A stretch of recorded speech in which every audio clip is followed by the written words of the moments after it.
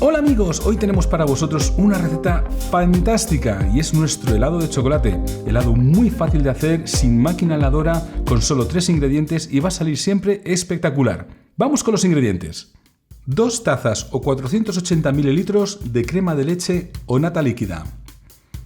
14 onzas o 400 mililitros de leche condensada. 5 cucharadas o 1/3 de taza de cacao en polvo sin azúcar. Como molde, una flanera. El primer paso es mezclar el cacao con la leche condensada y batirlo muy bien con una varilla. Pues ya lo tenemos bien mezcladito y recordar, mezclarlo muy bien para que no quede ni un grumito. Y el siguiente paso es montar la nata. Recordemos, siempre con el bol, si puede ser muy frío, la nata muy fría del congelador y empezamos a montarla. Recordemos, de velocidad baja a alta y queremos hacer picos muy fuertes de nata. Recordemos, pero no pasarnos para no hacer mantequilla.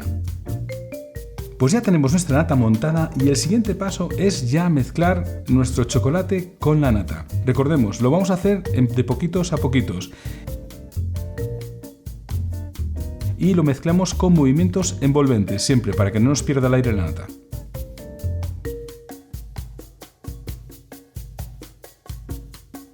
Pues ya tenemos muy bien mezclado lo que es el chocolate con la nata y ahora es el momento de pasarlo a nuestro molde. Recordar mejor siempre un molde metálico, como una flanera, ya que el frío transmite mucho mejor a través del metal y os va a quedar el helado espectacular.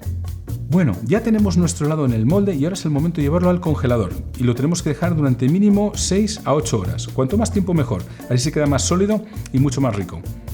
Pues ya tenemos nuestro helado listo. Recordad, solamente cuando lo vayáis a consumir, sacarlo directamente del congelador. No lo dejéis fuera porque se derrite rápidamente.